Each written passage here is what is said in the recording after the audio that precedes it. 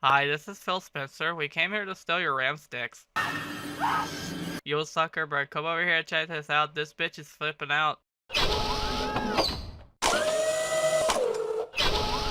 Give him a minute. He's still working out his knees. Ladies and gentlemen, we are in a RAM shortage right now. Hide your RAM kids, hide your RAM wife, and hide your RAM husband. Because they're stealing anything that is affordable and that you can probably use for a very decent gaming PC. And you might think I'm joking, but the RAM that I bought back in 2023 costed me only $43. You know how much it costs now?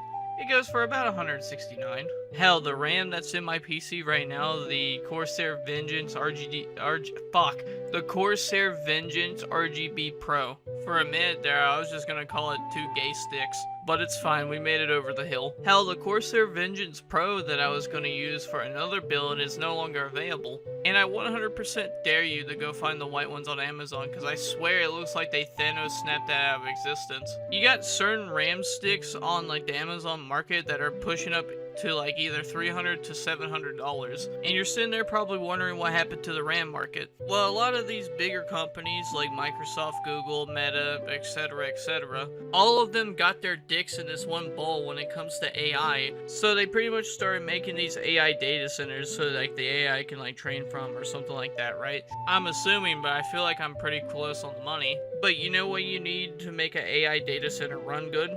Is RAM sticks. And that's kind of the problem that we're in right now, where all these big companies are buying all these RAM sticks. There's a complete RAM shortage, right? Which that pretty much means the RAM that you bought 2 years ago that was for $55 is gonna go up to $355. Congratulations, you just got digitally fucked by Jeff Bezos. Do you want to spit or swallow? The biggest reason why this is a huge deal is mainly because if you don't have good RAM sticks, then you can't have a good gaming PC. If you can't have a good gaming PC, that means you don't have good frame rate. And if you don't have good frame rate, then everybody's gonna call you a loser. And if you're a loser, well then you're just a fucking loser, and then everybody just kicks on you and steals your fucking teeth, and that's it. Look, one of the funnest things to do in gaming is build a gaming PC. And yes, it wastes your time, it's very expensive, and if you really have no knowledge in it, then you might break something. But once you build it, and it's yours, it feels so much more awesome than buying a pre-built. I still remember when me and my friend decided to upgrade my gaming PC from a RTX 2070 Super pre-built to a custom-built RTX 3090 build. So I bought all the parts, we went to his place, and we put it together. And when I mean me, it was mostly him, but I sit there and just started learning PC knowledge like a sponge, right? I sucked up all that nutrients into my brain piece. I was like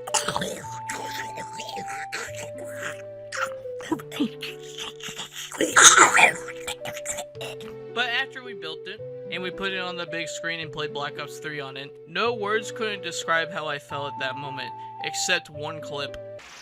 And the masters of the universe.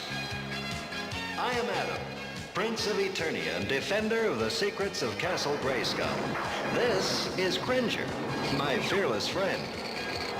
Fabulous secret powers were revealed to me the day I held aloft my magic sword and said, "By the power of Grayskull,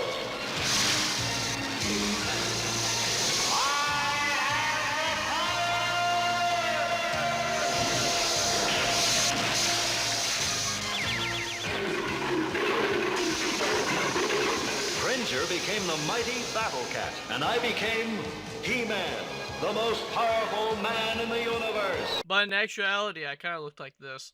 Okay, you have to understand that there's a little bit of imagination going on there, so...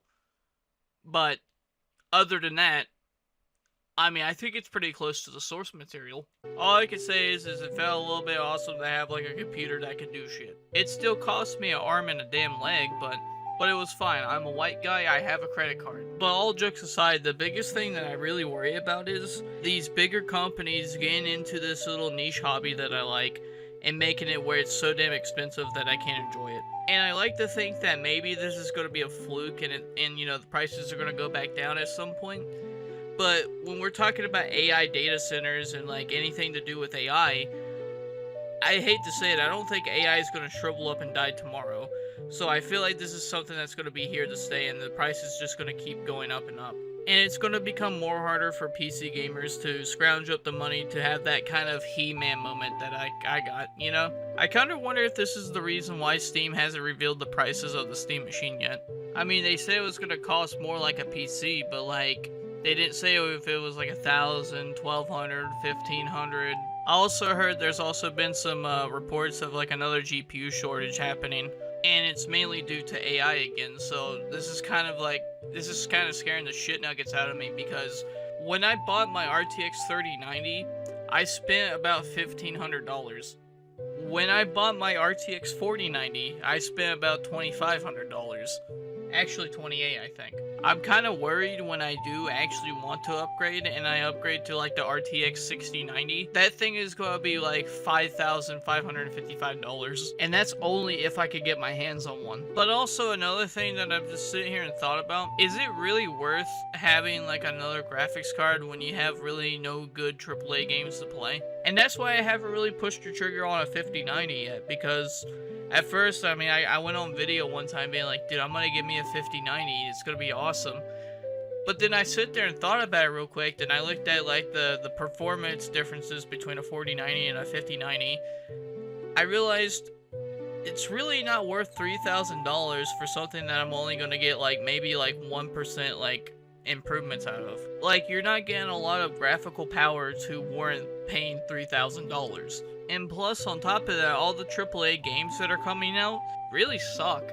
Like, honestly, the three probably AAA games that I play on my PC is probably like Black Ops 7, Battlefield 6, and like the new Skate game. Black Ops 7, when you put on the frame generation, it lags all over the place. Battlefield 6, I mean, that one's actually pretty good, actually. But Skate 3 is kind of questionably good if you kind of, you know, avoid all the glitches and like don't think about the battle pass too much. But a lot of these games that I put up here, except maybe Battlefield 6, are not really graphically demanding, which makes me really ask the question right now, is it really necessary to have the high-end shit? And I kind of wonder if more of these companies keep on sticking their hands in this PC market. I wonder if this is going to backfire on them, because if more people realize that AAA games are not really worth a fuck and, you know, graphics have plateaued, I mean, how are you going to sell newer graphics cards instead of like using like AI to like magically put in more frames? I mean, there's people still out here using older graphics cards. I think it honestly woke me up ever since I looked at like the Steam surveys on like what graphics cards people are using on Steam.